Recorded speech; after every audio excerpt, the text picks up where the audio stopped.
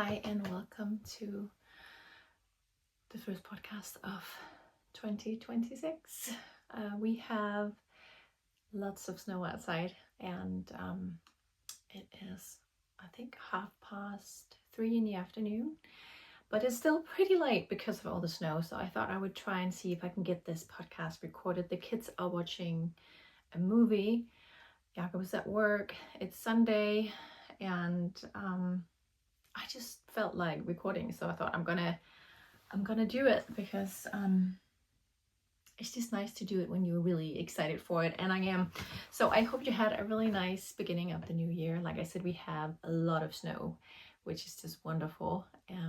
Unfortunately, we don't get as much snow here in Denmark as when I was a kid. They have now, that's like official because of climate changes.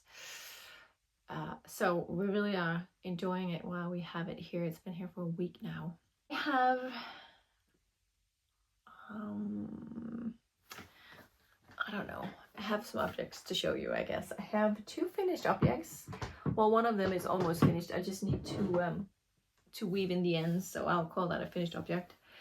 And if you watch the Vlogmas, that's only if you're on Patreon, I guess, because I don't think I was thinking about doing a YouTube Vlogmas, but then I just decided not to, I guess. I always get... The thing about Vlogmases are that they are much more personal and you see more sort of day-to-day life. And I think I'm at a point right now where I don't really feel that comfortable putting that out for everyone to see. Whereas doing like a podcast like this, it's easier for me. I don't put all the podcasts that I do on YouTube, but I put quite a lot of them on there. I think I'm going to put this one on YouTube. But they're sort of more just about what I knit, and of course a little bit about the snow and also maybe a bit of the kids, but it's just me talking, and it just feels more it feels easier for me to put out there because it's not as personal. That's what I'm trying to say. Anyway, so if you haven't watched the Vlogmas, then you probably won't have seen some of these things. But if you do have, I'm going to talk a bit about them because I didn't do that too much in the Vlogmas. So anyway, I'm going to start out with what I finished first, and that is this little goose you can see here, which is just so sweet. So it's a Christmas ornament. This is a pattern by the the Instagram handle is Vegan Vinner. I actually don't know what her name is, the designer. And I think they are only available in Danish, unfortunately, her patterns. But anyway, it's a goose, as you can see, and you knit it, you knit the body on its own, then you knit the wing and the foot, or the little feet. I just knit one because I had it hanging like this, up against like this, up against the wall. And it's quite simple to knit. It's also quite fun to knit.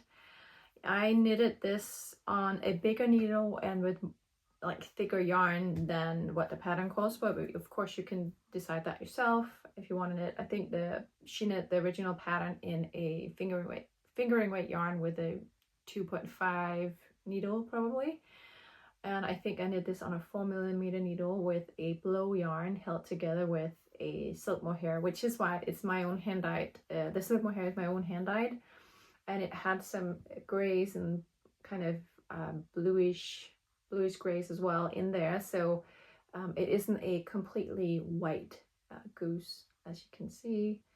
I used also some silk mohair for the beak and the foot. I think the orangey color is a Knitting for Olive pure silk, and then the silk mohair as well. And then I added the beads on here in the wing. It's just really cute. I am also working on, I'm going to show that to you as well. I'm working on a little angel as well, from that same designer. So this is as far as I get. This is the head, and then I'm knitting on her little dress, and then I need to knit the wings and the feet and the arms as well. I'll show that to you when I'm done. I think I am gonna finish it, even though it's not Christmas anymore. Then I'll have it for next year. I don't want it just to lay around waiting for next December for me to knit it, and it's just a fun little project to work on. This is knit with also different kinds of yarns held together. I think, what did I use? I used this silk mohair, which is also my own hand dyed, held together with this white yarn. There's also it's a white yarn and also a sort of pinky color in there. So these three held together, and then the body I'm knitting with this yarn, which is also actually the silk mohair that I used for the goose. So you can see, but I'm also using that for the dress. That's a lot of yarn here.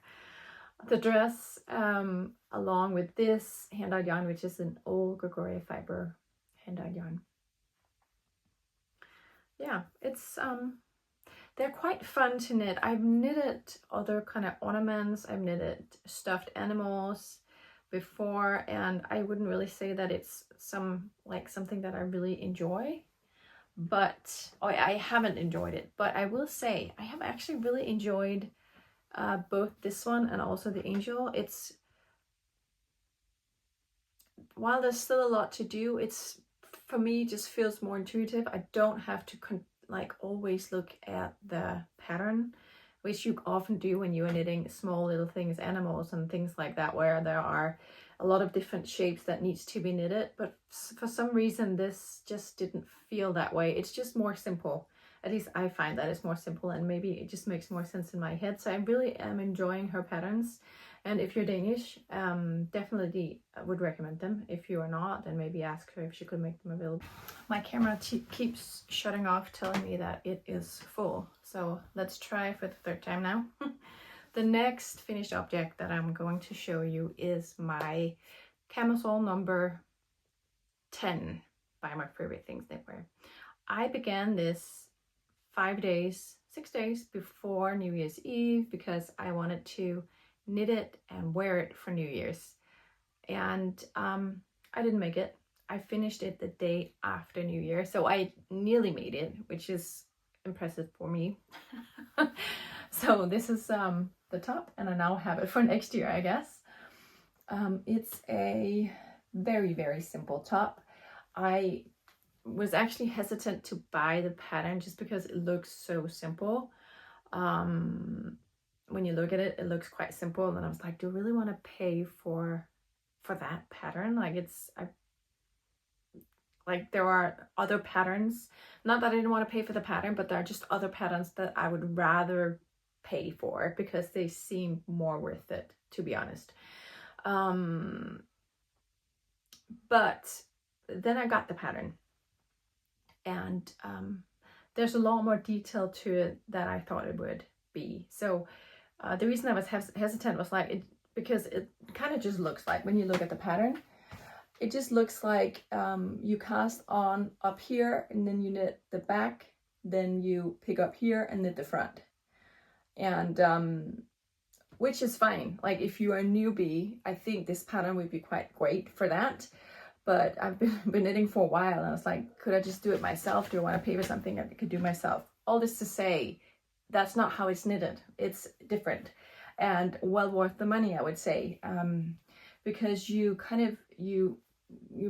I'm not gonna give away the pattern, I guess, but you cast on, and then you sort of do increases here on the shoulders, and then you pick up, and it's just different. So it was a different construction to me, which was kind of cool and really surprised me.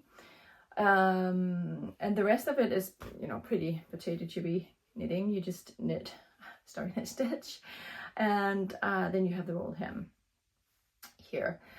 Which was also another reason I was hesitant, because I'm not really the biggest fan of a rolled hem. I just think it looks unfinished. But I guess I just tried it out anyway, and I'm still not a fan of the rolled hem. I think if I were to do this again, I would do a few rounds of rip, and then I would do a few rounds of string knit stitch, and that way you would still get the roll hem, but it wouldn't roll as much as this one does. I think also the pattern is using a like a plant-based fiber, which I think because there's more, it's drapier and heavier than this, which is like this is a blow yarn. I think maybe that is preventing it from kind of rolling just like as much as this one, just because it has that drape and the weight as well. So I'm definitely I want to knit this again in a summer yarn so I can try to wear it in the summer. I don't really know. I also am not a fan of the neckline, how it rolls. And the pattern, she suggests that you can knit an I-cord on the top here. I just think if I did that, it would be, because this yarn is quite, I wouldn't say, is it chunky? Maybe it's Aran weight. Maybe even just worsted weight. But I think it would be too big. I would, if I were to knit a I-cord, I would want it to be quite small. And I don't think I could get that with this yarn. So I think I'm surprised by the pattern. I think it was a lot more thoroughly made than I thought. I thought it was just, like I said, cast on, knit the back, cast on, knit the front, and then do the body. And it's not. There's a lot more to it, which was cool. And I would say it's well worth the money. And then, yeah, like I said, I would knit this again in a plant-based fiber. I think I would get a better result with the plant-based fiber than with this blow yarn. I really still like the pattern. I think I like the finished garment. I think this would be a really fun top to wear for Christmas and New Year next year. I just don't think I would wear it to anything else really. So I'm gonna weave in the ends and just have it ready for next December, and I can wear it there. Oh yeah, and the yarn is, I don't know anything about the yarn. I saw the yarn, the reason I was thinking about casting it on was I saw the yarn of my mom, and she had knitted a cardigan out of it, and I just thought it was so fun and festive, and I thought it would be fun to make like a festive top out of it, so I did. Anything else? Oh yeah, I wanted it to be A-line shaped, which you can kind of see that it is here. But I did not want to cast on stitches along the body to get that A-line shape. So what I did was I changed needle sizes, I think 2 times here. So this is the original needle size all the way down to here. Then I went up 1 needle size, knitted a bit, and then I went up another needle size and knitted a bit more. And that way you get that A-line shape, just because you get bigger stitches, I guess. So yeah, I really wanted to knit this with a cotton yarn. I think it's a pattern that I would actually really like wearing and would be happy with. I also like the fit of this, but of course, because it's a blow yarn, it's more stiff kind of around the body than had it been a more drapey yarn. And again, I think this pattern is knitted with drapey yarn in mind. So yeah, drapey yarn next time. I have a white 100% linen yarn, or maybe it's linen and bamboo, I don't know, but I think that would be quite nice with that yarn, to use that yarn for this pattern. So I'm probably gonna do that in a few months time when it gets warmer outside. Yeah, so that was Camisole number 10 by My Favorite Things Knitwear. And then I've talked about this one. Yes, then I have a sweater. No, I'm gonna start with something else. I'm gonna start up with my Augustins number 4, Northern Augustins number 4 sweater, which is a pattern by Augustins. I think that's the name. Yeah. And that's almost a classic this year or last year. I think a lot of people were knitting this. It's a colorwork top-down sweater knitted with, I think it's a gauge of 15 stitches, Aran weight yarn. It's knitted with 2 strands, so a strand of I'm knitting this with a strand of Peergynt and then a strand of Suri alpaca, which is basically the same as silk mohair. It's not the same as silk mohair, but the yardage is the same. And the kind of fluffiness is also almost the same. This yarn is Knit We Do soft silk alpaca that I'm using for the main color. And then for the contrast, the red here, I use Poppy in also Peergynt and a silk mohair that my mom had in stash that worked perfectly well with that. I have talked a bit about this. Well, I'm going to talk a little bit more because I ran out of the red yarn, the contrast color. So I ended up just stopping here, but you're actually supposed to have 2 or 3 more rows of the red yarn in the original pattern. I didn't have enough. I didn't want to buy another skein just for those 2-3 rounds. And I think it worked out fine. Really, I would really like it. I did block this because I was a little worried about tension. I'm not the biggest colorwork knitter and I haven't done a lot of it, and so I would say I'm still pretty new to colorwork. But with the blocking, I actually feel like it looks quite good, doesn't it? I'm really happy with the way it looks considering just my skill level. It blocked out really well. And I'm really happy about that. I also sent this to my mom. Sorry, I'm talking really quickly because I'm just so worried about not having enough storage space on the camera. Just if you think I'm yapping, that's why. But I sent this to my mom after I finished. I think I worked just below the colorwork here. I asked my mom if she would knit the rest for me because I wasn't really excited about it anymore. And she said yes, and so I shipped that off to her, and she basically knitted the body maybe down to here. I don't know if you can see. Can you see? Yeah, down to here. And also the same for the sleeves. She knitted most of the sleeve, I think, till here. Both of the sleeves, and then I got it back. For Christmas, and then I've knitted the cuffs, and I'm working on the bottom hem. She did some decreasing along the sleeves, which we talked about. I also think I talked about in the podcast. I did not want those really big balloony sleeves, so I think she did a pretty good job at decreasing, but still having a bit of volume there. I really like the way that the sleeve turned out. I did do a bit more decreasing just here before the cuff. I did that, of course, on both of them. And I did a tubular bind off. I have a kid coming in now. Yeah, like I said, I did a tubular bind off. In the pattern, I don't think there is any decreasing on the sleeves. They're quite wide.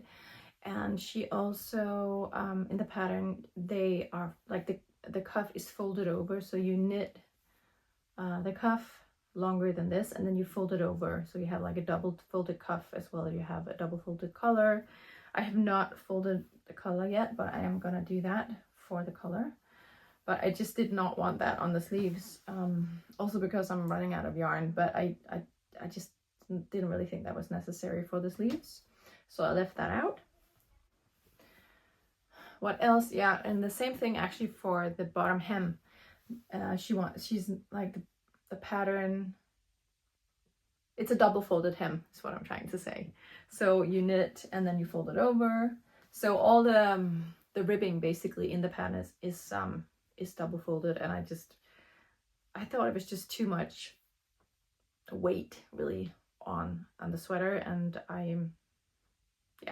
it's just not my thing anyway, which is the good thing about when you knit yourself, you can get it the way you want. So I just left that out. Another thing that I'm doing differently is I am doing a split hem. You can see here, I am doing the split hem right now. I'm working on that right now. I originally wanted to do a high-low hem, and I actually found a few tutorials on how to do that. So you just add short rows to the back and you get sort of a high-low effect on the sweater. But like I said, I ran out of yarn, and I wanted to show you. So I got another skein of yarn, and I don't know if you can tell, but they are quite different. I don't know if you can tell on screen. But I would almost say significantly different, because, and I say that because this is the main color that I've used, and this is the new one skein that I got. This one is, I don't know if you can tell because the light is really not there anymore. This is warmer. This is a lot warmer than this one, which I find interesting. Like the warmth, just I find that interesting because one thing is if it's a little lighter or darker, but generally I find if you buy a colorway from, this is Sandnes garn,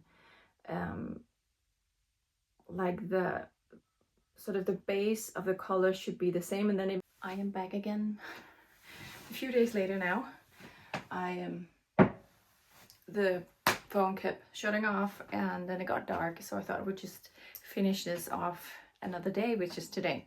So I was talking about the Augustins No. 4 sweater and the difference between the dye lots and how one color of the pigment was a lot warmer than the other. And I think I forgot the other one now. So I knit the front of the ribbing with that other color, and I am not a fan of it. Like I feel like you can see the difference too much, and I do have enough yarn, I think, to knit this with the original main color. So I'm gonna rip this back and then knit that with the original main color, and then the back I am knitting with the extra skein of yarn from the other dye lot, because it's on the back and it's not as noticeable. So I'm just almost finished at the back here. You can see I changed again with the ribbing. I am going to do a tubular bind off on this. On the front I just did a regular bind off, and I don't really like that. I think it would benefit from a tubular bind off, so that's my plan. Ribbing this off, this back, and do the ribbing in the original color, and then do a tubular bind off, and the same for the back. My plan is to have this finished for Fiberfolk on Friday, and hopefully I will get to it. I just don't, the thing is, I would definitely be able to finish this if it was like a regular week, but since it's Fiberfolk, there's a lot of things to be done, and most of that happens when the kids are asleep. When the kids are asleep is also usually when I knit, so we will see how far I get. But I really hope I can get it finished and blocked for Fiberfolk. That's my goal anyway.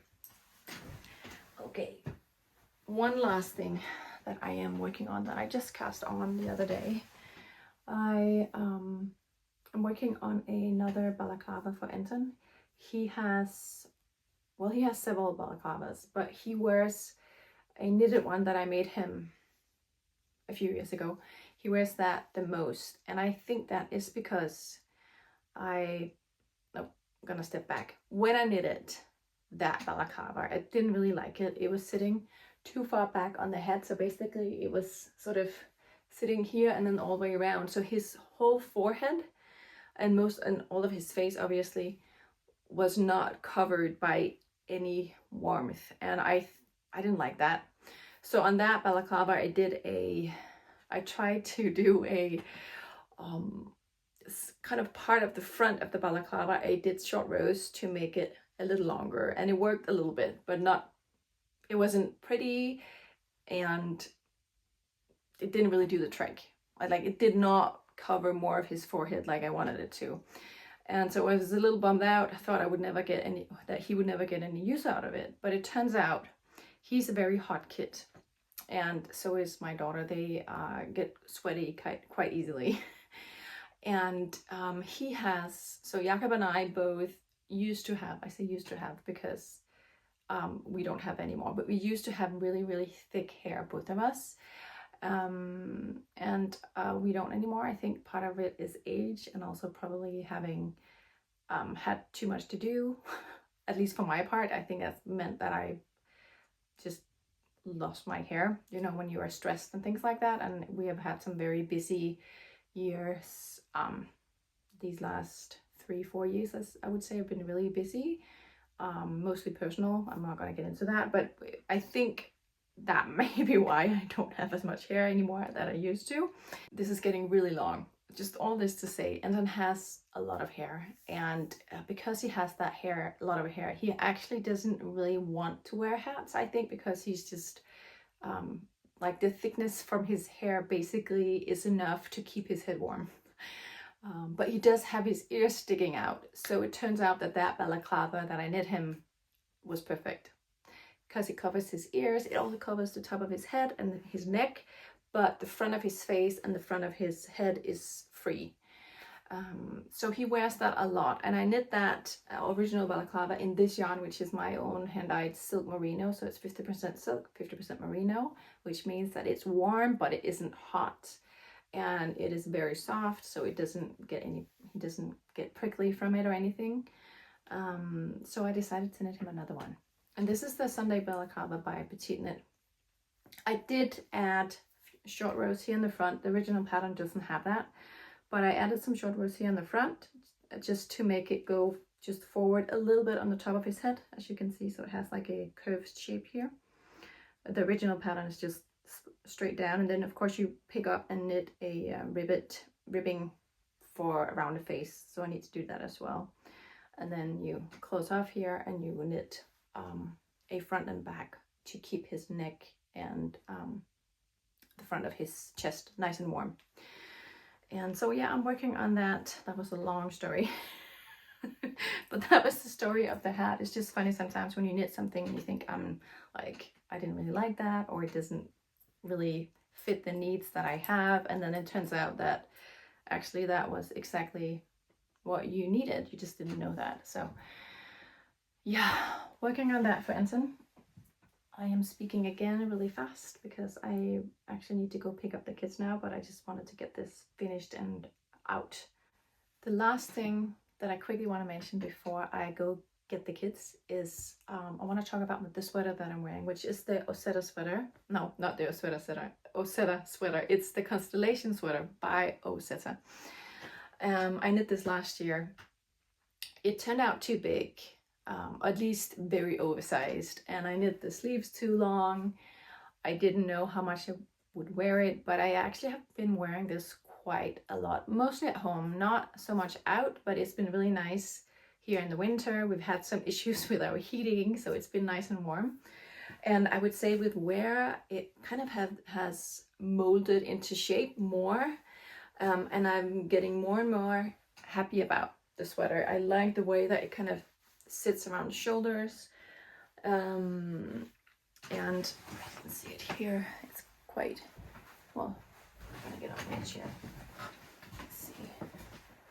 Here has that split hem, nice and big, but not. I mean, not too big. I like the way it fits. I will say, and that's another thing I wanted to talk about. No, one more thing.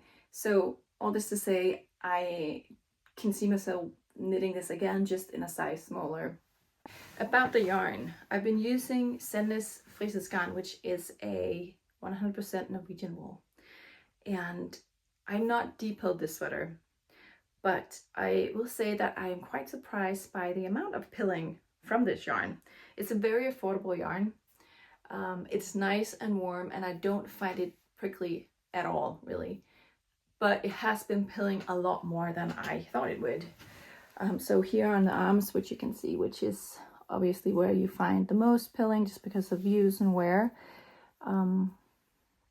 there's just quite a lot of pilling here. Here as well, you can see.